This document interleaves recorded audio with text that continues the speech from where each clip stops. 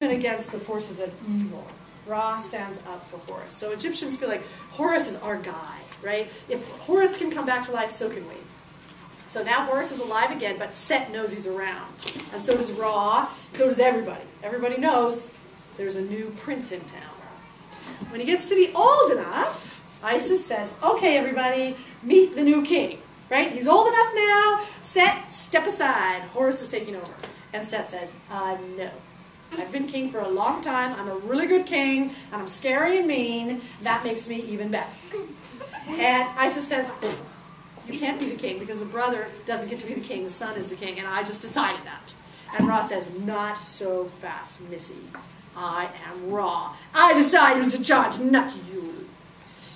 So Ra says, we're going to have a meeting of all the gods, except you, Isis. And we're going to decide who gets to be the next king.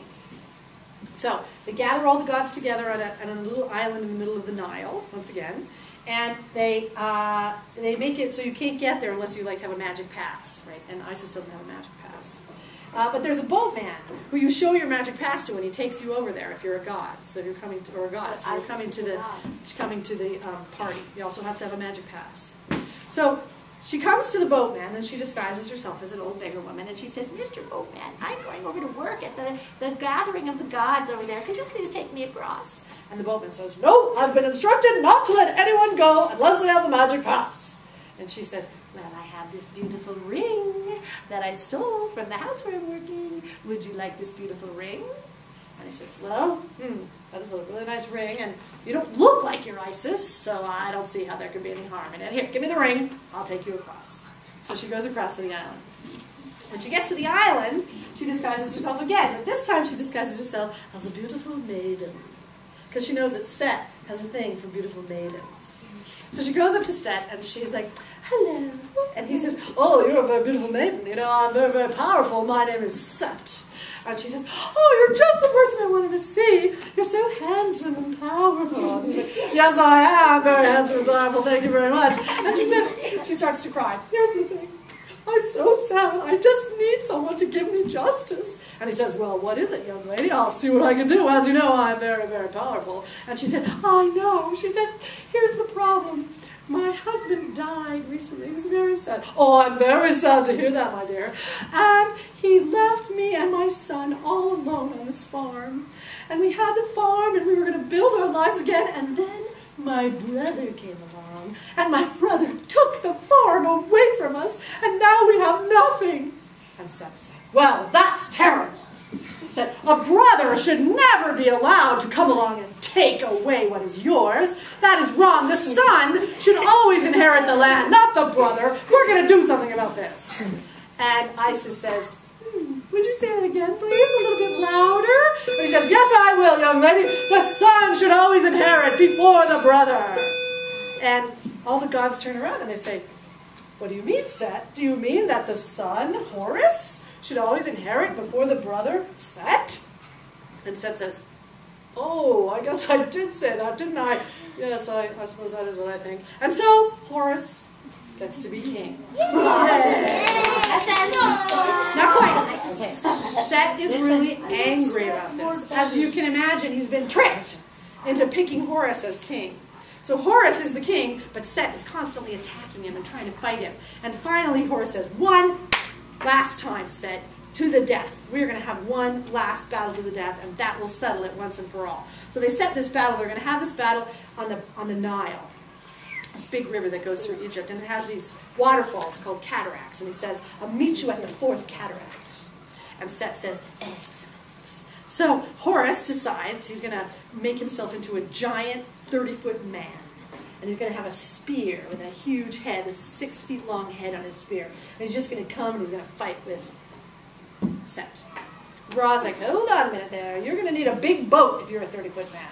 And I'd like to help you out because you're my favorite great-grandson.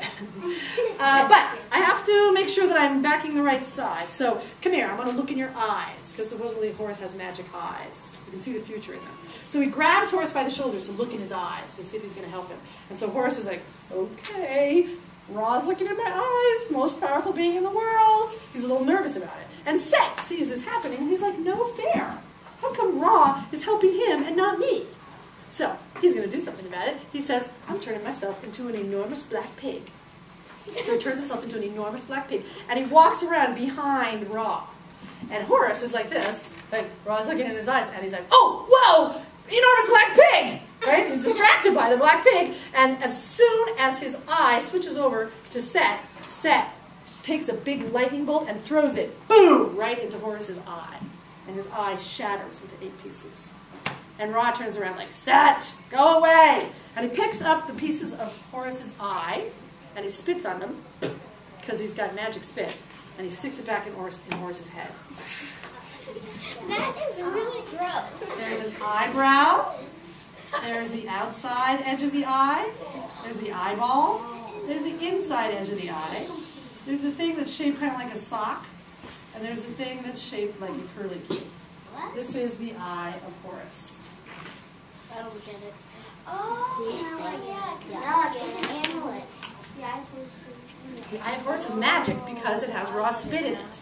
So you'll see that painted on coffins, all sorts of places, because it has raw spit. So, anyway, he's got his new eyeball back in place, and Ra says, yes, indeed, I will help you, Horus, because Set's not being very nice, and I'm going to give you my boat of 1,000,000 years, the thing that I ride every night through the sky. You can have it just for this battle. So, Horus, 30-foot man with a big old spear, is riding on the boat of 1,000,000 years down the Nile to this waterfall, right? And Set is the god of wind. So he is making these huge waves in the river. And so the boat is like, whoa! And he's like riding like a surfboard down the Nile. And meanwhile, Set is waiting at the bottom of the waterfall for him. And he's turned himself into an enormous purple hippo. Doesn't sound that scary, does it? But hippos are like really vicious. And they're the things that the Egyptians were the most afraid of, even more than crocodiles. So he turns himself into this huge hippo so big that he can put 2 feet on one side of the river and 2 feet on the other and just open his big mouth and wait for Horus to come off the waterfall right into his mouth. So Horus is riding on his boat with his big old spear, and he sees, whoa, giant purple hippo. I bet that's Set, he says to himself. And so before he can even go over the edge of the waterfall, he throws his spear, boom, goes right in the brain of the hippo and kills it. So finally Set is killed. And Horus says, I am not taking any risks. He chops his body up into 13 pieces and scatters them all over Egypt. So Set's body is dead. His spirit, the spirit of evil, the Egyptians say, is still out there. So until Horus's spirit and Set's spirit have their final battle of good and evil, the world will continue to be a place of both good and evil. And they think that they believe that when those 2 spirits finally duke it out, and the good spirit of good beats the spirit of evil, then now everybody's body will come back from the dead. At least those who are good, well-behaved people. They'll come back from the dead, and they'll all have a big party and live again in the fields of peace. That's the end of the story. Yes.